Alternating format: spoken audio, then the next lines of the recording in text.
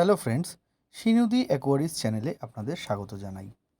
আজকে আমি আপনাদের দেখাবো কীরকম করে আপনি নিজেই একটা সুন্দর ড্রিফটুট বানিয়ে নিতে পারবেন। আমার ভিডিওটা আমি পুরোটা দেখার জন্য আপনাদের রিকোয়েস্ট করছি।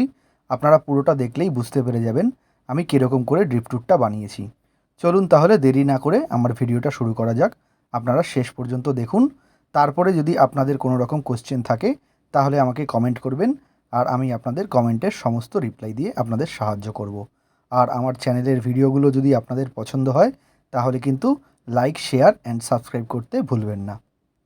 আমি সবার প্রথমে একটা বাটির মধ্যে একটু সন্দক লবণ নিয়ে নিয়েছি, আর তার মধ্যে জল দিয়ে ভালো করে গুলে এই মিশ্রণটা আমি আমার এই চা গাছটার মধ্যে ভালো করে লাগিয়ে দিচ্ছি। এইটা লাগানোর ফলে আপনার যদি ড্রিফটুটের মধ্যে কোনো রকম পোকামাকড়, কীটপতঙ্গ থেকে থাকে তাহলে নুন যেহেতু দেওয়া আছে তাই সমস্ত পোকামাকড়গুলো মরে যাবে।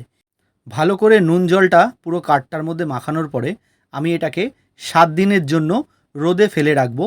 7 দিনের মতো রোদ খাওয়ার পরে এই ড্রিফটুটটার মধ্যে যেই ছালবাকলগুলো আছে সেই ছালবাকলগুলো নরম হয়ে যাবে, আর তার পরবর্তীকালে আমি এটাকে কোনো একটা ধারালো ছুরির সাহায্যে সমস্ত ছালগুলোকে ছাড়িয়ে নেব। আমি 7 দিন পরে আপনাদের কাছে আবার ড্রিফটুটটা নিয়ে এলাম। দেখুন আমি একটা ধারালো ছুরি দিয়ে কীরকম করে এই ড্রিফটুটটার ছালগুলোকে ছাড়াচ্ছি। এই ছালগুলোকে আপনারা সবসময় ছাড়িয়ে নেবেন, না ছাড়িয়েও করা যায়, কিন্তু ছাড়িয়ে করলে ড্রিফটুটটাকে দেখতে খুব সুন্দর লাগে। আমি একটা চা গাছের গুঁড়ি নিয়েছিলাম, সেই চা গাছের গুঁড়িটাকে দিয়েই আমি এই ড্রিফটুটটা বানাচ্ছি। এর আগেও আমি ড্রিফটুট বানিয়েছি, কিন্তু দুর্ভাগ্যবশত তখন আমি আমার ইউটিউব চ্যানেল ওপেন করিনি, তাই আমি তখন ভিডিওটা বানাতে পারিনি। এইবার আমি ভালো মতন ভিডিওটা বানিয়ে আপনাদের দেখাচ্ছি কীরকম করে ড্রিফটুট তৈরি করতে হয়। আপনারা যদি আমার ভিডিওটা পুরোটা দেখেন তাহলেই বুঝতে পারবেন আমি এই ড্রিফটুটটা রেডি করার জন্য কি করেছি। সময়ের অভাবে আমি একবারে বসে এই ড্রিফটুটটার পুরো ছাল ছাড়াতে পারিনি। আমি যখনই সময় পেয়েছি অল্প অল্প করে ড্রিফটুটটার ছাল ছাড়িয়ে নিয়েছিলাম। আমি এই ড্রিফটুটটা তৈরি করার প্রথম ভিডিওটা যেটা বানিয়েছিলাম সেখানে আমি আপনাদের বলেছিলাম যে আমি এই ড্রিফটুটটা একটা অন্য ধরনের প্রসেসে বানাবো, যেখানে নর্মাল সাধারণত লোকে যেটা জলের মধ্যে চুবিয়ে রেখে দিয়ে ড্রিফটুটটা তৈরি করে সেই ধরনের করব না। তাই আমার খাটনিটা অন্যদের থেকে একটু কম হলেও আবার অন্য দিক থেকে অনেকটাই বেশি। আপনারা দেখতে পাচ্ছেন আমার ড্রিফটুটটা যখন ছাল ছাড়ানো হয়ে গেছে তারপরে আমি কিছু পাথর নিয়ে নিয়েছিলাম, নদীর পাথর। সেই নদীর পাথরগুলো ড্রিফটুটের মধ্যে আমি এরকম করে সুপার গ্লু দিয়ে আটকে দিচ্ছি।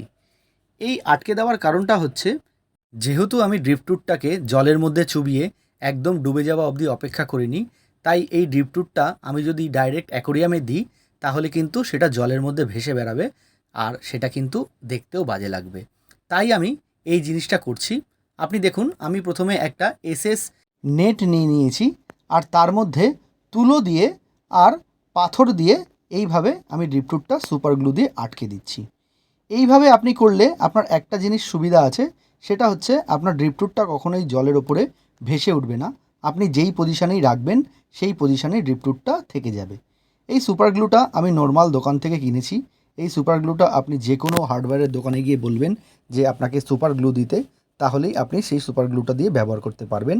এটা অ্যাকোরিয়াম সেফ সুপার গ্লু। আপনি কেনার আগে একবার দেখে নেবেন আপনার সুপার গ্লুটা অ্যাকোরিয়াম সেফ কিনা।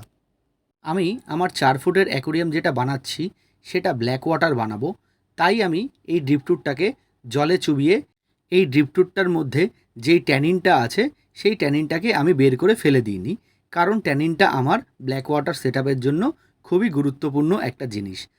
আমি এই ব্ল্যাক ওয়াটার অ্যাকোরিয়াম বানানোর জন্য প্রায় সব কিছুই নেচার থেকে কালেক্ট করেছি। যেমন ধরুন এই নদীর পাথরটা, এটা আমি আমার বাড়ির কাছেই যেই পাহাড়ি নদী আছে সেখান থেকে কালেক্ট করেছি। ড্রিফটুটের জন্য আমি যেই কাঠটা ব্যবহার করেছি এটা একটা চা গাছ। হ্যাঁ, অবশ্যই গাছটা মরা গাছ, কারণ জীবিত গাছ দিয়ে কিন্তু করলে ড্রিফটুট তৈরি করা যাবে না, আর সেটাতে হিতে বিপরীত হতে পারে।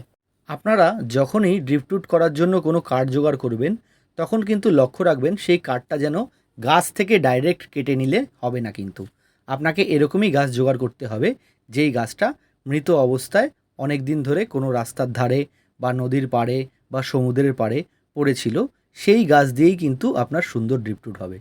দেখুন বন্ধুরা, আমার ড্রিফটুটটা বানানো কমপ্লিট হয়ে গেছে। এবার আমি এটা আমার ট্যাঙ্কে ইউজ করতে পারবো। এটার থেকে প্রচুর পরিমাণ ট্যানিন রিলিজ হবে, যেই ট্যানিনটা আমার ব্ল্যাক ওয়াটার সেটআপ তৈরি করার জন্য খুব প্রয়োজনীয় একটা জিনিস। তাহলে বন্ধুরা, আমার এই ড্রিপ ট্যুর তৈরি করার ভিডিওটা আপনাদের কেমন লাগলো? যদি ভালো লাগে তাহলে আমার চ্যানেলটি সাবস্ক্রাইব করতে কিন্তু ভুলবেন না। এই বিষয়ে যদি আপনাদের কোনো রকম জিজ্ঞাসা থাকে তাহলে কিন্তু আমাকে কমেন্ট করবেন। আমি অবশ্যই আপনাদের সমস্ত কোশ্চেনের অ্যান্সার দিয়ে আপনাদের সাহায্য করব। এই ড্রিপ ট্যুরটা দিয়ে কীরকম করে আমি অ্যাকোরিয়াম সাজাই সেই ভিডিওটা দেখার জন্য আপনারা অপেক্ষা করুন। আজকের মতো ভিডিওটা আমি এখানেই শেষ করলাম। আপনারা সবাই ভালো থাকুন, সুস্থ থাকুন। ধন্যবাদ।